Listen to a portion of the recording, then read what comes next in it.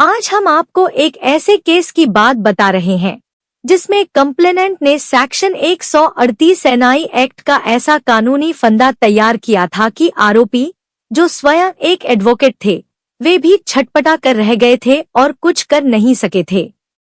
यह झारखंड राज्य का एक केस था। आरोपी असहाय हो गए थे।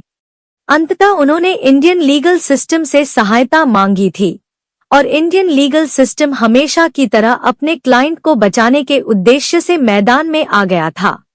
यह एक प्रेरक लीगल स्टोरी है जिससे झूठे केसेज में फंसे लोग और यंग एडवोकेट दोनों सीख सकते हैं कि क्रॉस एग्जामिनेशन से डॉक्यूमेंट्स कैसे तोड़े जाते हैं और सेक्शन 139 एनआई एक्ट की प्रिजम्पशन तोड़ने का तरीका कैसे निकाला जाता है। आइए स्टोरी शुरू करते हैं। एक जिला कोर्ट में दायर कंप्लेंट में कंप्लेनेंट ने स्वयं को लोहा, सीमेंट और निर्माण सामग्री का व्यापारी बताया था तथा साथ ही कृषि भूमि का स्वामी भी बताया था। कंप्लेनेंट ने एविडेंस एफिडेविट में यह लिखा था कि उसके पास पर्याप्त नकद उपलब्ध था और वह आरोपी को बड़ी राशि उधार देने की स्थिति में था। रिकॉर्ड पर अनुबंध नाम का एक लिखित डॉक्यूमेंट प्रस्तुत किया गया था जिसमें अनुबंध तैयार किए जाने वाले दिन 16 लाख रुपए आरोपी द्वारा नकद एक मुश्त प्राप्त करने का जिक्र लिखा था।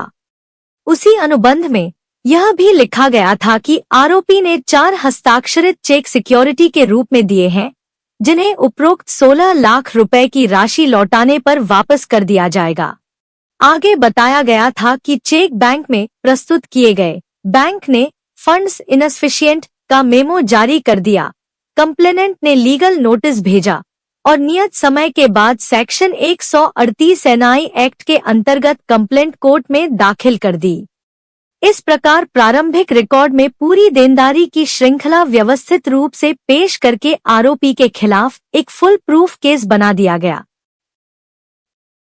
इसके बाद कंप्लेनेंट ने सेक्शन 145 एनआई एक्ट के अंतर्गत अपना एविडेंस एफिडेविट दाखिल किया था और उसमें वही कथन दोहराए थे जो उसने लीगल नोटिस और कंप्लेंट में लिखे थे। उसने शब्दपूर्वक यह कहा था कि आरोपी ने उससे राशि प्राप्त की थी, चेक दिए थे, चेक बैंक द्वारा अनादृत कर दिए गए थे और भुगतान नहीं किया गया था।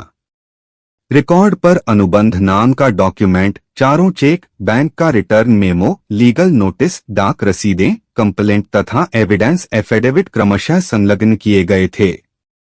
इन सभी डॉक्यूमेंट्स को इस प्रकार पेश किया गया था कि प्रत्येक अगला डॉक्यूमेंट पिछले डॉक्यूमेंट की पुष्टि करता हुआ दिखाई देता था। बाहर से देखने पर पूरी डॉक्यूमेंट्री श्रृंखला एक दूसरे से जुड़ी हुई और व्यवस्थित प्रतीत हो रही थी, जिससे यह आभास बन रहा था कि देनदारी, अनादरण और वसूली की प्रक्रिया कानून अनुसार पूरी की गई थी। इसी क्रम में आरोपी की स्थिति भी रिकॉर्ड पर सामने आ चुकी थी। आरोपी पेशे से एडवोकेट था और जिन 4 चेकों पर कार्यवाही आधारित थी उन सभी पर उसके हस्ताक्षर मौजूद थे।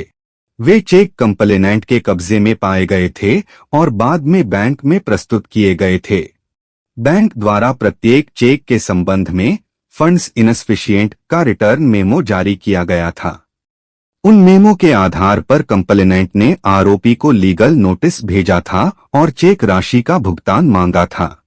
नियत अवधि बीत जाने के बाद सेक्शन 138 एनआई एक्ट के अंतर्गत कंप्लेंट कोर्ट में दाखिल कर दी गई थी।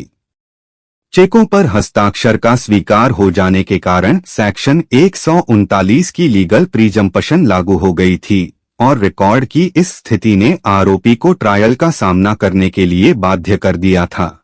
लेकिन आरोपी एडवोकेट फंसा महसूस कर रहे थे। उनकी छटपटाहट राहत में नहीं बदल पा रही थी। ऐसे में उन्होंने इंडियन लीगल सिस्टम को सहायता के लिए पुकारा और हम पहुंचे। सबसे पहले हमने सब डॉक्यूमेंट्स मंगवाए थे और टीम के द्वारा उनका बहुत बारीकी से अध्ययन किया गया था। जब अनुबंध, लीगल नोटिस, कंप्लेंट और एविडेंस एफिडेविट की भाषा को आपस में मिलाया गया था तो यह पाया गया था कि इन सभी डॉक्यूमेंट्स में सूक्ष्म अंतर थे जो सामान्य दृष्टि से दिखाई नहीं देते थे। कुछ डॉक्यूमेंट्स रिकॉर्ड से अनुपस्थित थे। कथित उधारी के समर्थन में कोई आयकर रिटर्न, कोई बैंक स्टेटमेंट, कोई व्यावसायिक लेखा, कोई बही खाता और कोई कैशबुक रिकॉर्ड पर दाखिल नहीं की गई थी। आरोपी से संबंध या नियमित लेनदेन के समर्थन में भी कोई स्वतंत्र डॉक्यूमेंट या गवाह प्रस्तुत नहीं किया गया था।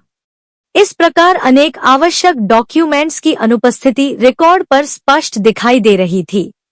इसी स्थिति को ध्यान में रखते हुए आईएलएस द्वारा यह तय किया गया था कि केवल दस्तावेजों की भाषा पर आधारित सीमित और नियंत्रित क्रॉस एग्जामिनेशन के माध्यम से ही तथ्य रिकॉर्ड पर लाए जाएंगे। हम केवल डॉक्यूमेंट्स के मुंह से ही सच्चाई उगलवाने की योजना बना चुके थे। इसके बाद आईएलएस के द्वारा कंप्लेनेंट का क्रॉस एग्जामिनेशन प्रारंभ कर दिया गया था और सबसे पहले उसकी आर्थिक क्षमता के संबंध में प्रश्न पूछे गए थे। उससे पूछा गया था कि क्या उसने अपने व्यवसाय का कोई रजिस्ट्रेशन या लाइसेंस रिकॉर्ड पर दाखिल किया है, क्या उसने जीएसटी रिटर्न, आयकर रिटर्न या बैंक स्टेटमेंट प्रस्तुत की है और क्या उसने कोई बही खाता या अकाउंट बुक रिकॉर्ड पर दाखिल की है। चूंकि हमने केस फाइल पढ़कर क्रॉस तैयार किया था, इसलिए कंप्लेनेंट ने प्रत्येक प्रश्न के उत्तर में स्वीकार किया था कि ऐसा कोई डॉक्यूमेंट रिकॉर्ड पर मौजूद नहीं है। उससे यह भी पूछा गया था कि 16 लाख रुपए नकद देने की उसकी क्षमता का कोई लिखित प्रमाण है या नहीं, और इसके उत्तर में भी कंप्लेनेंट ने कहा था कि ऐसा कोई प्रमाण नहीं है। इसके बाद आरोपी से उसके संबंधों के बारे में प्रश्न पूछे गए थे और उसने स्वीकार किया था कि call record, message, email, photo या स्वतंत्र गवाह का कोई भी एविडेंस रिकॉर्ड पर नहीं दिया गया था। इस प्रकार उसकी पूरी कहानी बिना डॉक्यूमेंट्री आधार के केवल जबानी जमाखर्च के रूप में रिकॉर्ड पर रह गई थी। कंप्लेनेंट पूरी तरह हक्का बक्का रह गया था। इसके बाद इंडियन लीगल सिस्टम ने क्रॉस एग्जामिनेशन को आगे बढ़ाया था और कंप्लेनेंट द्वारा बताए गए छोटे मोटे लेन देन के बारे में विस्तार से प्रश्न पूछे थे। उससे पूछा गया था कि उसके द्वारा बताई गई प्रत्येक कथित राशि किस तारीख को दी गई थी, किस स्थान पर दी गई थी, किस माध्यम से दी गई थी और क्या किसी भी भुगतान के बदले कोई रसीद या पावती प्राप्त की गई थी। कंप्लेनेंट ने स्वीकार किया था कि इन बातों में से किसी का भी कोई लिखित ब्यौरा रिकॉर्ड पर मौजूद नहीं है। यह भी पूछा गया था कि क्या इन लेन देन का कोई बही खाता, लेजर, कैशबुक या स्टेटमेंट ऑफ अकाउंट तैयार किया गया था, जिस पर उसने स्पष्ट कहा था कि ऐसा कोई डॉक्यूमेंट रिकॉर्ड पर पेश नहीं किया गया। आगे उससे पूछा गया था कि क्या इन राशियों का उल्लेख उसके द्वारा अपने आयकर रिटर्न में किया गया था और इसका उत्तर भी नकारात्मक रहा था।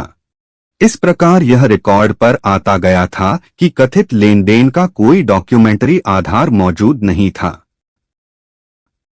इसके बाद हमने यह दिखाया था कि कथित अनुबंध नामक डॉक्यूमेंट और लीगल नोटिस में भारी अंतर था। कंप्लेनेंट के मुंह से यह स्वीकार करवाया गया था कि अनुबंध में 16 लाख रुपए की एकमुश्त नकद प्राप्ति दर्ज थी और उसमें अनुबंध से पहले की किसी भी तारीख या अलग अलग किश्तों का कोई उल्लेख नहीं था। उसी समय उसे लीगल नोटिस का पैरा पढ़कर सुनाया गया था, जिसमें अलग अलग तिथियों और अलग अलग राशियों का विवरण दिया गया था। जब उसने लीगल नोटिस की लिखावट को स्वीकार कर लिया था, तो लीगल नोटिस और अनुबंध के बीच वाले अंतरों को रिकॉर्ड पर लिखवाना शुरू कर दिया गया था। यहीं से उसका केस टूटना शुरू हो गया था। अनुबंध में हाथ से लिखकर करेक्शन किया गया था, तो उससे पूछा गया था कि इस करेक्शन पर आरोपी के हस्ताक्षर तो नहीं हैं, और उसने कहा था कि नहीं है। इसके बाद सुझाव रिकॉर्ड पर रखा गया था कि यह कटिंग कंप्लेनेंट के द्वारा की गई एक फोर्जरी है। कंप्लेनेंट का केस ढहने की स्थिति में आ गया था। इसके बाद चेकों की प्रकृति और अनुबंध की शर्तों पर प्रश्न केंद्रित कर दिए गए थे। कंप्लेनेंट ने स्वीकार किया था कि चारों चेक कोरे या ब्लैंक ही दिए गए थे। उनमें राशि और तिथि आरोपी ने अपने हाथ से नहीं भरी थी और उन्हें सिक्योरिटी के रूप में दिया गया था। अनुबंध में लिखी हुई वह शर्त भी पढ़कर सुनाई गई थी। जिसमें यह लिखा था कि चेक में अनुबंध की राशि भरकर बैंक से तभी प्राप्ति की जा सकती है जब आरोपी के द्वारा ऐसा निर्देशित किया जाए। उससे पूछा गया था कि क्या इस शर्त को कहीं परिवर्तित या संशोधित किया गया है, और उसने कहा था कि नहीं किया गया है।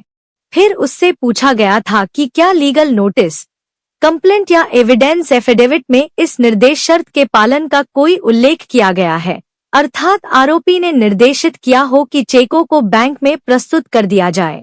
इस पर उसने स्वीकार किया था कि प्लीडिंग्स में ऐसा नहीं लिखा हुआ था। इस तरह यह रिकॉर्ड पर आया था कि चेकों का प्रस्तुतिकरण अनुबंध की लिखित शर्त के अनुरूप दिखाया नहीं गया था। इसके बाद अंत में यह रिकॉर्ड पर रखा गया था कि इंडियन लीगल सिस्टम ने क्रॉस एग्जामिनेशन के द्वारा यह स्थापित किया कि कोई लीगली एनफोर्सेबल डेट और अदर लायबिलिटी मौजूद नहीं थी। ये चेक इनकैशमेंट के लिए नहीं दिए गए थे।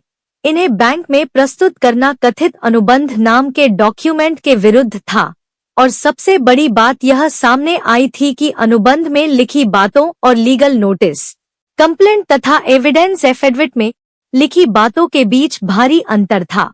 इसी रिकॉर्ड आधारित क्रॉस एग्जामिनेशन के परिणामस्वरूप ट्रायल में आरोपी एडवोकेट को राहत प्रदान की गई थी और केस आरोपी की जीत के साथ समाप्त हुआ था।